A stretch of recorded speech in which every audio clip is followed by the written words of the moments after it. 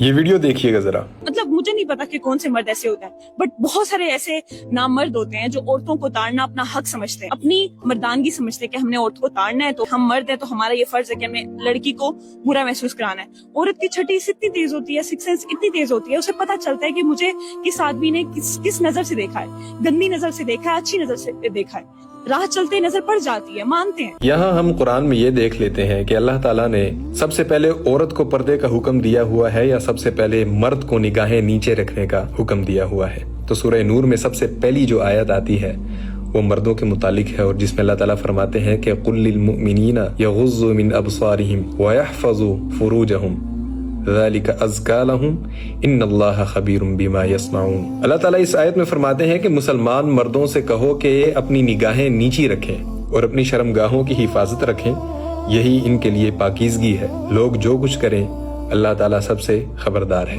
سورہ نور میں سب سے پہلے اللہ تعالیٰ نے مردوں کو مخاطب کیا ہوا ہے کہ اپنی نگاہیں نیچی رکھو، لوگوں پر نظریں نہ ڈالو. اور یہاں پر تو ہمارے معاشرے میں معذرت کے ساتھ میں خود بھی اکثر ایسے لوگوں کو دیکھتا ہوں کہ وہ تو سکیننگ شروع کر دیتے ہیں. تو میں سمجھتا ہوں کہ یہ لوگ اللہ تعالیٰ کے اس حکم کی خلاف ورزی کر رہے ہیں جس سے ایک مومن کی بنیاد بنتی ہے. آپ کو پتہ ہے کہ نظریں شیطان کے تیروں میں سے ایک بڑا بہترین تیر ہے شیطان کی طرف سے. جب مومن اپنی نگاہیں گندی کرتا ہے نا تو اس کا ایمان بھی چلا جاتا ہے، کیونکہ وہ بے حیائی کی طرف چلنے لگ جاتا ہے. ایک روایت کا مفہوم ہے کہ حیا اور ایمان یہ آپس میں جڑے ہوئے ہیں، یعنی ایسا نہیں ہو سکتا کہ ایک انسان کے اندر حیا ہو اور اس کے اندر ایمان نہ ہو، اور ایسا بھی ممکن نہیں ہے کہ اس کے اندر ایمان ہو مگر حیا نہ ہو. یعنی حیا اور ایمان یہ آپس میں جڑے ہوئے ہیں.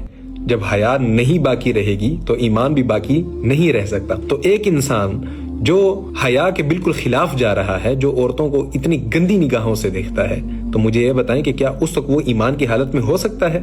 کبھی نہیں ہو سکتا.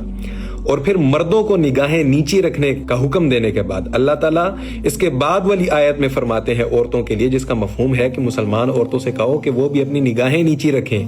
یعنی عورتوں کو بھی حکم ہے کہ آپ نے بھی نگاہیں نیچی رکھنی ہے، آپ نے بھی لوگوں پر نظریں نہیں ڈالنی ہے. پھر عورتوں سے اللہ تعالیٰ مزید فرماتے ہیں کہ اپنے جسم کو ڈھانپ لیا کرو. مفہوم میں آپ کو بتا رہا ہوں، اپنے جسم کو ڈھانپ لیا کرو. پردے کا حکم اس کے بعد اللہ تعالیٰ عورتوں کو دیتے ہیں.